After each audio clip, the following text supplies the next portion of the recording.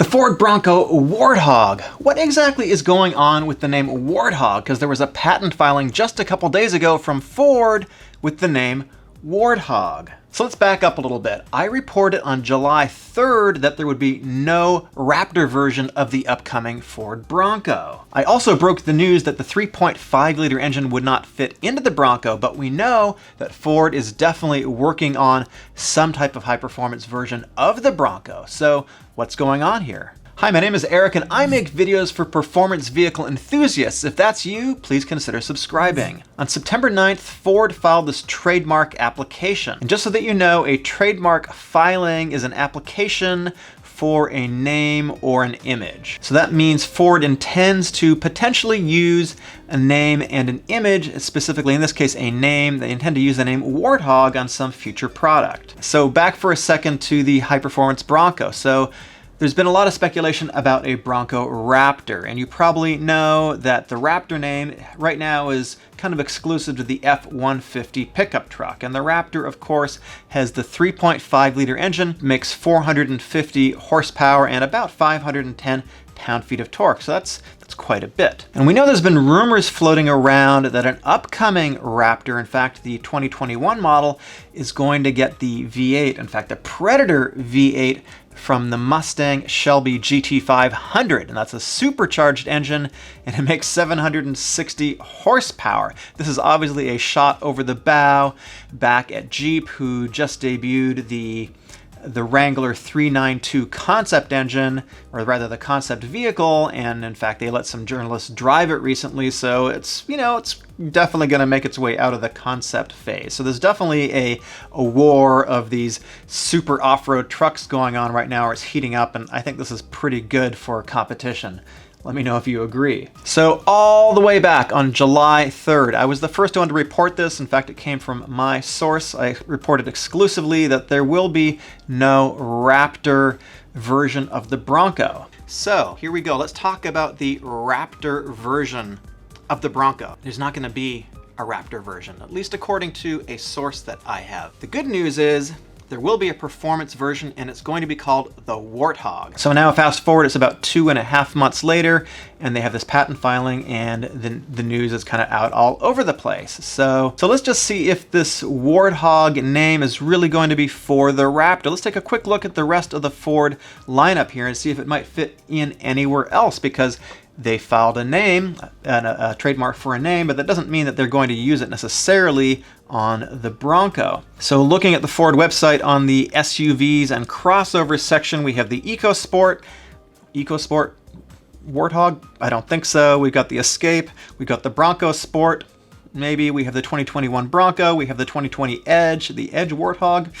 No. 2020 Explorer Warthog? I don't think so. How about the Mustang Mach-E Warthog? Maybe the E-Hog or something? I don't think so. The Expedition? No. But what about trucks? We got a lot of trucks. We got the 2020 Ranger, the Transit Connect, the F-150. Well, maybe it's not going to be a Raptor. Maybe it's going to be a Warthog. I don't know. The 2020 Super Duty and the 2020 Transit. Does Warthog fit in with any of those? I don't think so. And then going over to cars, well, Ford basically stopped making cars aside from the Mustang. The Fusion is going away, so we're not going to have the Mustang Warthog. So that leaves pretty much the Bronco. So if you look at all of the vehicles across the Ford lineup, I think it's pretty obvious, unless they're just reserving this name for some unnamed future vehicle, that the Bronco is the most likely candidate for the name Warthog. Could it be a trim package like Badlands or something like that? Well, it's possible, but it's also possible that the trim package, if they call it the Warthog or they call it the Raptor, whatever they're going to call it, is going to be a high-performance version. It's going to have a lot more performance and off-road capabilities than the base version of the Bronco. And what I mean by base is all the vehicles, all the versions, and all the trim packages that we get now. And of course, we're pretty sure that there is a high-performance version of the Bronco coming.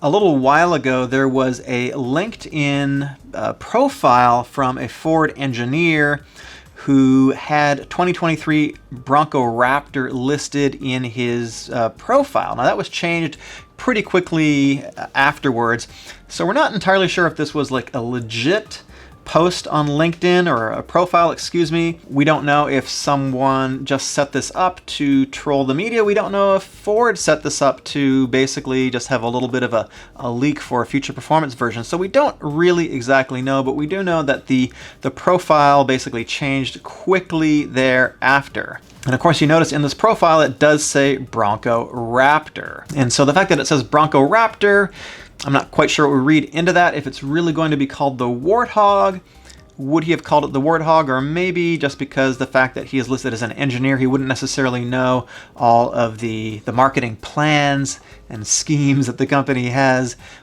Difficult to say.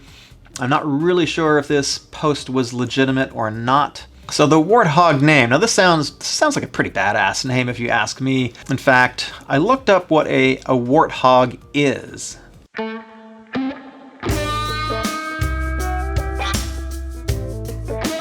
So a warthog is not really a pretty animal, but it's definitely pretty aggressive, and it has some interesting tusks, and it looks like it likes to fight a little bit. So the Warthog name, does that sound like a high-speed desert runner, kind of the way that Ford has officially positioned the Bronco, or does it sound more like a rock crawler, kind of like these videos that we're seeing from Moab, Utah recently that Ford has been tweeting out? Now we know that Ford actually watches the social media that you guys post.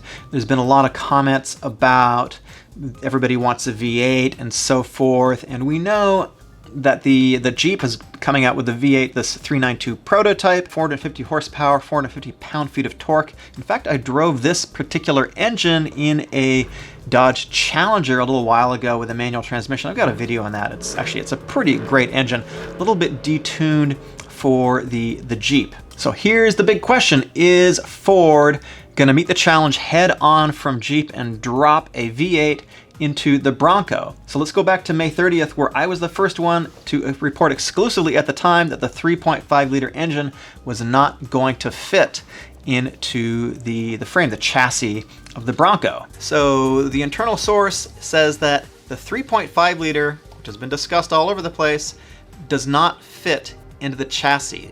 Remember, this chassis is going to be the upcoming Ranger chassis. A lot of people didn't believe it. So is Ford going to answer the call from Jeep and drop a V8 into the Bronco? Well, to find out the answer for that, there was an interview a couple days ago in Muscle Cars and Trucks with the chief Bronco engineer, Eric Loeffler, and also the Ford Global Program Manager, Jeff Seaman. I know a lot of people have been demanding that Ford drop a V8 into the Bronco because it's the best thing out there and it's going to have more power and torque. Well, actually, the 3.5 liter engine, the EcoBoost, the twin turbo V6, has a very similar power and torque to the Coyote engine. In fact, the torque is substantially higher than the Coyote engine. In the upcoming Mach 1, which has 480 horsepower, that engine has 420 pound-feet of torque. But let's get into the real reason why the V8 is probably never going to make it into the Bronco. We have to manage the CO2 implications of the product. The way federal requirements are now, it's all shadow area, footprint based. If you look at the shadow area of a small off-road vehicle, it has a pretty high target from a government perspective in terms of CO2, said Loeffler. So basically this all boils down to global fuel economy and emissions regulations. And Loeffler said that the main customer demands for engine output are overall horsepower, torque capability, and fuel economy numbers rather than cylinder count. And of course, there is one thing though, the V8 just sounds a whole lot better than any 4-cylinder or 6-cylinder does, at least in my opinion. I think a lot of people would agree with that as well. But there's another reason, and that is fines. So manufacturers are subject to fines for missing fuel economy targets. And the thing is, the Bronco is going to be selling in pretty big numbers. So if they put a lot of V8s in these Broncos, they're going to raise the overall CO2 output for the company, and they're going to be subject to fines. And when you have fines, there's a couple of things that a manufacturer can do. They can reduce profitability, or they can pass these fines along to consumers and add it into the base price. And there's already so much complaints about the increasing prices of vehicles that we have today, and these complaints are well-founded. Vehicles are very expensive. So Ford obviously just doesn't want to get into the situation where they're having to pay fines to put a V8 into the Bronco. And then of course there's a counter argument. What about Jeep? Jeep is going to be putting this 392 engine into the Wrangler. What about fines there? I think it's pretty clear that these V8 based vehicles are going to be pretty expensive. They're going to have a pretty heavy premium. They're going to be priced at the upper end of the market, and so they don't anticipate selling a lot of them. I think that's how they are getting around the fine issue. We already know that a Wrangler can be optioned up to above $60,000. I think something like a $10,000 premium for the 392 is quite reasonable. I think we could be seeing a Wrangler that comes in at maybe $70,000. I don't think that's out of the realm of possibility at all. Back to the Warthog for just a moment. If you want more power, and Ford is going to definitely deliver this in the Warthog, maybe the Raptor, but I think it's going to be called the Warthog. We've got the 3-liter engine, the hybrid engine in the Aviator, the Lincoln Aviator, the base engine, just the ICE engine alone, that means the gas engine, that is 400 horsepower. When you add the hybrid portion of it with the electric motor, you get another 100 horsepower, so you got 494 horsepower combined, 630 pound-feet of torque combined. That is a whole lot. Even if they don't go with the hybrid, and I think they actually will at some point in the near future, just the 3-liter alone in the Ford Explorer ST makes 400 horsepower and 415 pound-feet of torque. So that's plenty of juice right there to go off-roading, to go over trails, and to go rock crawling. Remember, my name is Eric. There's 2 videos on screen right now. Please pick one and subscribe if you like. See you in the next video.